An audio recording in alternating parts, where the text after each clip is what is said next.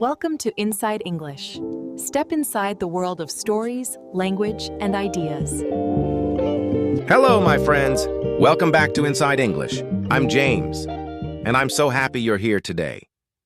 Today, we're going to talk about a very special book. It's a book about love.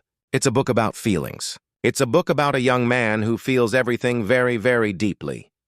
The book is called The Sorrows of Young Werther. The writer is Johann Wolfgang von Goethe. He is from Germany.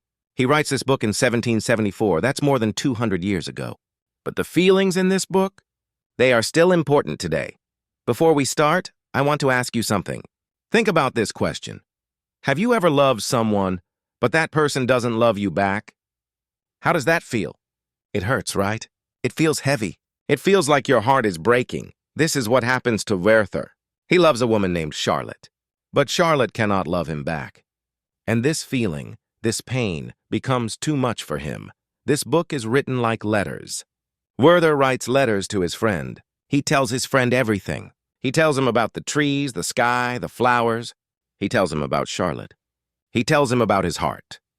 When this book comes out in 1774, young people all over Europe read it. They cry. They feel understood. Some of them even dress like Werther.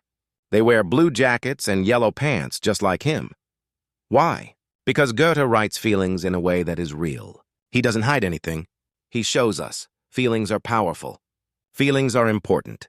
And sometimes feelings are dangerous. You know, when I first read this book, I was surprised. I thought, how can a book from so long ago feel so modern? But then I understood. Human feelings don't change. Love is still love. Pain is still pain. Loneliness is still loneliness. In the 1770s, Europe is changing. There is a new movement in art and literature. People call it Romanticism.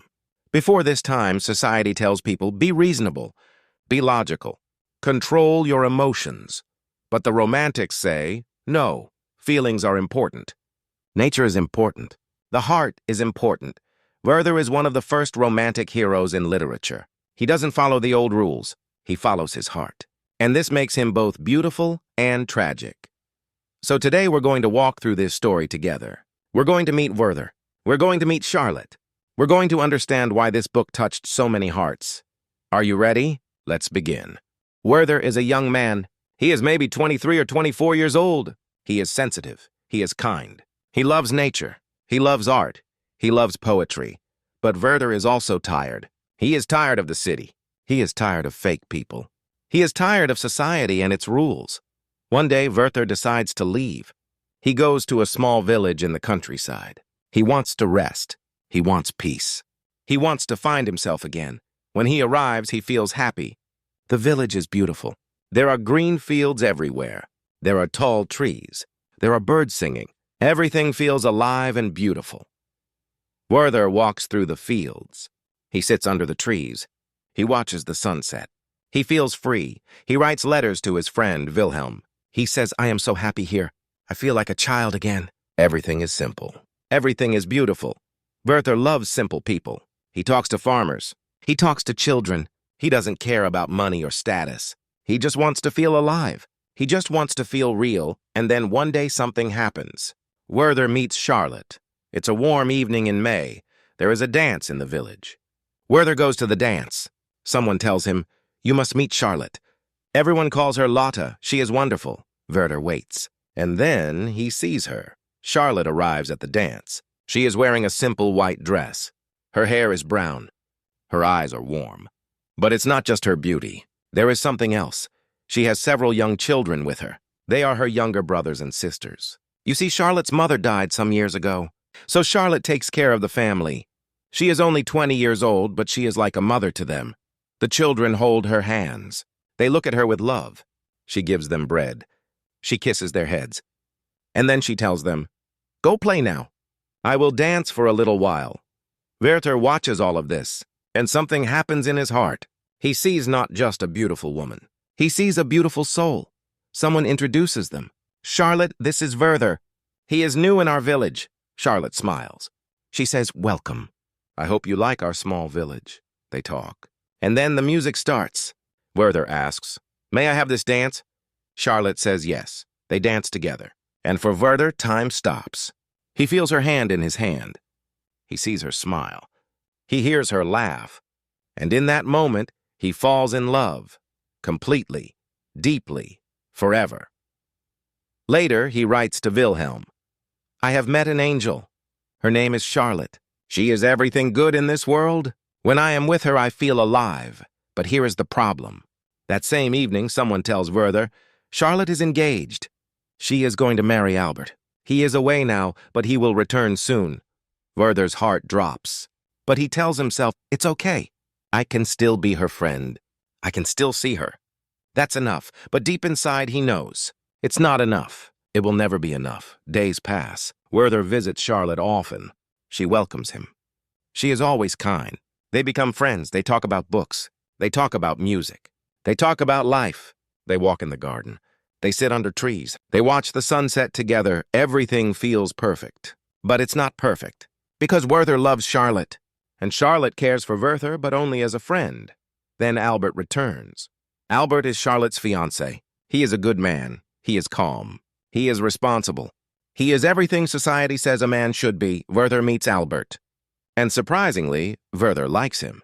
He respects him. He even becomes friends with him. But this makes everything harder, because now Werther sees them together. He sees how Charlotte looks at Albert. He sees how they plan their future. And every day, Werther's heart breaks a little more. He writes to Wilhelm, "I am happy when I am with her, but I am also dying inside. I see her with Albert. He is a good man, but I want her to be happy with me, and this pain is killing me." Let me talk about something important here. Goethe uses nature in this book in a very special way. When Werther first arrives in the village, everything is bright. The sun shines. The flowers bloom. The sky is blue. Everything feels alive. But as time passes, as his love for Charlotte grows, as his pain gets stronger, something changes. Nature starts to feel different. The trees look darker. The sky turns gray. The wind becomes cold. The beauty is still there, but now it feels heavy. It feels sad. This is not an accident. Goethe does this on purpose. Nature reflects Werther's feelings. When Werther is happy, nature is happy. When Werther is in pain, nature feels his pain. This is part of the Romantic movement in literature. Writers in this time believed that feelings are the most important thing. They believe that nature and emotions are connected. Werther is a perfect romantic hero. He feels everything. He doesn't hide his emotions. He follows his heart. He lives by his feelings, and this is both beautiful and dangerous. Summer ends, autumn comes, and then something happens that changes everything. Albert and Charlotte get married. Werther is invited to the wedding, but he doesn't go. He can't. He stays home that day. He walks alone in the fields. He feels empty. But even after the wedding, Werther doesn't leave. He stays in the village. He still visits Charlotte and Albert. He tells himself he can handle it, but it's not better. It's worse. Every time he sees them together, the pain grows. He tries to be normal. He tries to be happy for them, but inside, he is breaking. Charlotte sees this.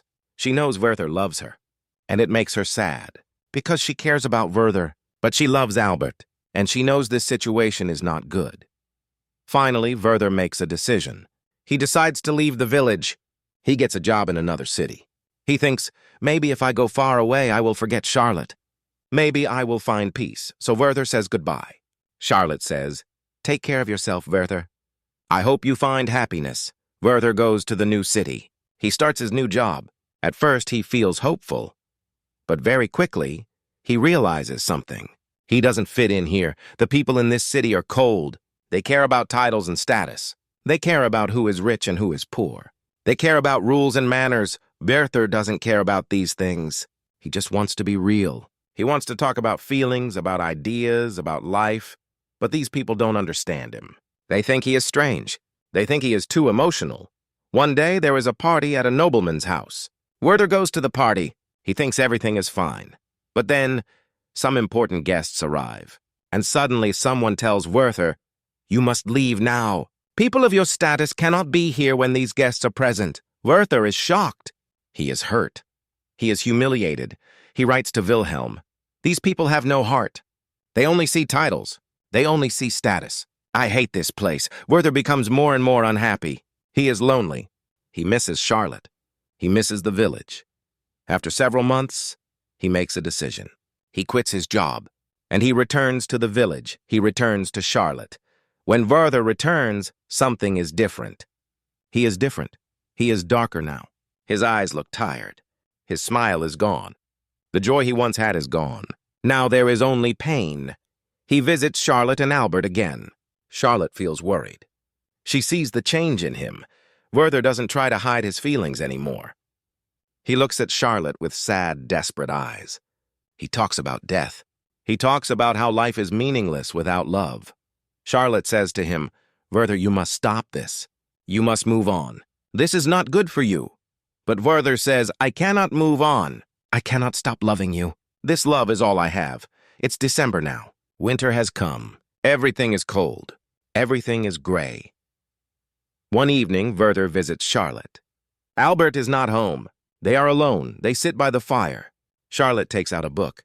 It's a book of poems. The poems are about love and death and loss.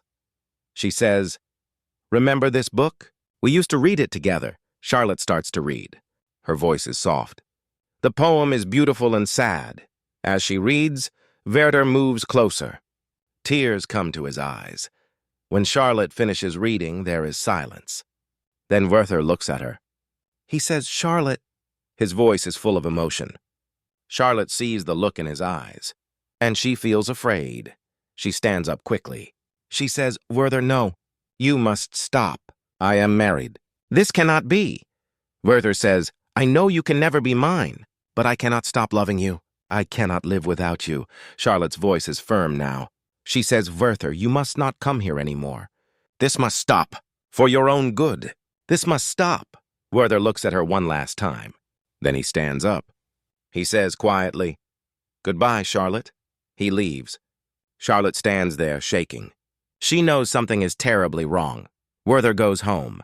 He sits at his desk, and he writes a letter to Wilhelm. He says, "My friend, this is the end. I cannot continue. The pain is too much. I have decided. I will leave this world." He writes another letter to Charlotte. He says, "I love you. I have always loved you. You are the most beautiful thing in my life. Please forgive me." Then Werther sends a message to Albert. He asks to borrow Albert's pistols. He says he needs them for a trip. Albert doesn't suspect anything. Charlotte sees this happening. She feels a terrible fear in her heart, but she doesn't stop it. That night, Werther sits alone. He looks at the pistols. He looks out the window at the dark sky. He thinks about Charlotte. He thinks about his life. And then, at midnight, Werther makes his final choice. The next morning, a servant finds him. Werther is dead. The news spreads quickly through the village. Everyone is shocked. Albert cannot believe it. Charlotte collapses. She cries and cries. She feels terrible guilt, but it's not her fault. Charlotte did nothing wrong. She was always kind. She was always honest. She loved Albert. She couldn't love Werther. That's not a crime. That's just life. Werther is buried under a tree on a hill. There is no priest at his funeral. There is no ceremony. Only a few people come. The tree stands there. The wind blows. The world continues. But for those who loved him, the world is different now. So, my friends, this is the story of young Werther. It's a very sad story, I know. But this story touches something deep inside us. It's a story about love. It's a story about pain. It's a story about a young man who feels everything so deeply that the world becomes too much. But why? Why does Werther choose death? Werther doesn't die just because Charlotte doesn't love him. It's bigger than that. Werther dies because he cannot find a place in the world. He is too sensitive. He feels too much. He wants too much. He dreams too much. Society tells him, be normal, be calm, follow the rules. But Werther cannot do this. He tries to fit in. He gets a job in the city, but he can't. He feels fake. He feels dead inside. And when he returns to the village, when he sees Charlotte married to Albert, he realizes, there is no place for me.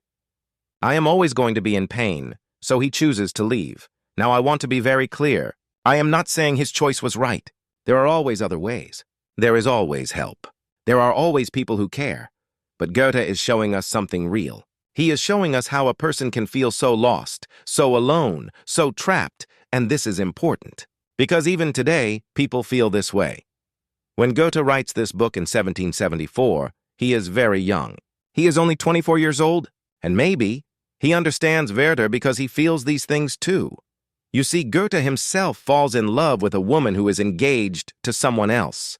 Her name is Charlotte too. And Goethe suffers, but Goethe doesn't choose death. He chooses art. He writes this book. He puts all his pain into this story, and this saves him. When the book is published, it becomes famous very fast. People all over Europe read it, young people especially. They cry. They feel understood. Some people are worried. They say, this book is dangerous. It makes young people too sad. In some cities, the book is even banned, but I don't think this book is dangerous. I think it helps people feel less alone. Because when you read Werther's story, when you see his pain, you realize, I am not the only one who feels this way. And that's powerful. That's healing. This book is written as letters. We read Werther's letters to Wilhelm. We see everything through Werther's eyes. We hear everything in his voice. This makes the book very personal, very intimate. We don't just watch Werther's story. We live inside his mind. We feel what he feels. This is why the book is so powerful. We understand Werther from inside. Now you might think, this is an old story. Does it really matter today? And my answer is yes, absolutely yes. Today, many people feel like Werther. They feel too much in a world that tells them not to feel. They love someone who doesn't love them back. They feel misunderstood. They feel alone. Today, we have social media. We have constant connection. But many people feel more lonely than ever. Werther shows us, you are not alone. These feelings are real. These feelings are human. But Werther also shows us something else.